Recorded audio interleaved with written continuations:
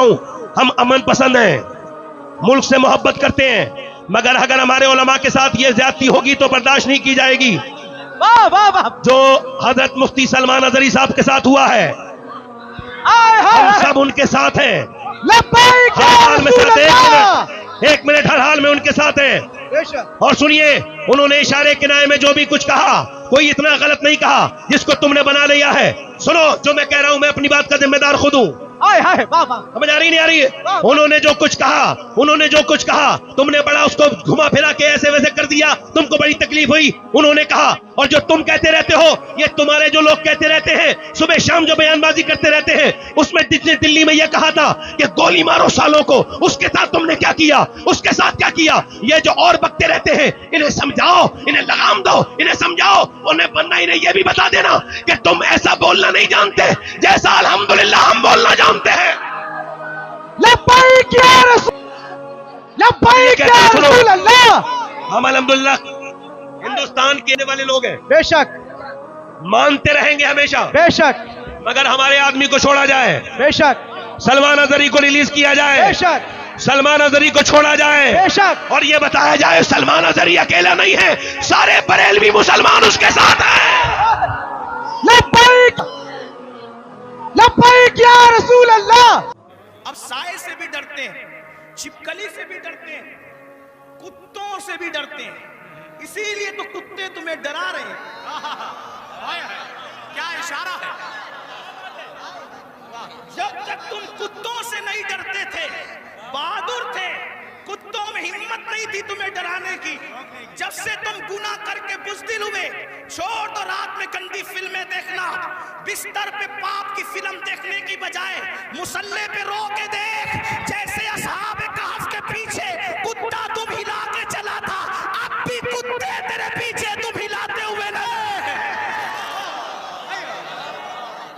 नारे तकबीर, नारे रिसालत, नारे हैदरी, मसलके आला हजरत। मुरादाबाद वालों, हिंदुस्तान में रहने वाले कुत्ते बहादुर नहीं हुए, तुम बुज़दिल हो गए। बुज़दिली से निकलो, कुत्ता फिर कुत्ता है। मैं किसी को नहीं कह रहा हूं, मैं तो कुत्तों पे बात कर रहा हूं। उम्मीद है कि मुरादाबाद के कुत्ते अगर पास में बैठ के सुन रहे हैं तो उनको बुरा नहीं लगना चाहिए।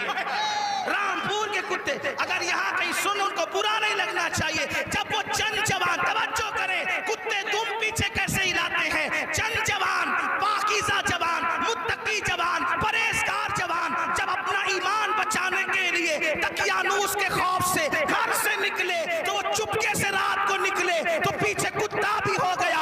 उन जवानों को खौफ हुआ, कुत्तों का काम भौंकना है, अगर इसने भौंक दिया, भौंकेगा ये, पकड़ाएगा हमें। उस जवान ने पत्थर उठाया, कुत्ते की तरफ मारा, कुत्ते ने पीछे के पैर पे खड़े होके आगे के पैरों को हाथ की शक्ल दी और अल्लाह से कहा, मुझे ज़बान दे ताकि तेरे वफादारों से मैं बात कर सकूं। और फिर कुत्ते को अल्लाह ने ज़बान दी तो कुत्ता बोल पड़ा, ओ अल्लाह वाले, तुझे खौफ है कि मैं भौंकूंगा। हम कुत्ते हैं, मगर पता है किस पर भौंकना चाहिए, किस पर नहीं।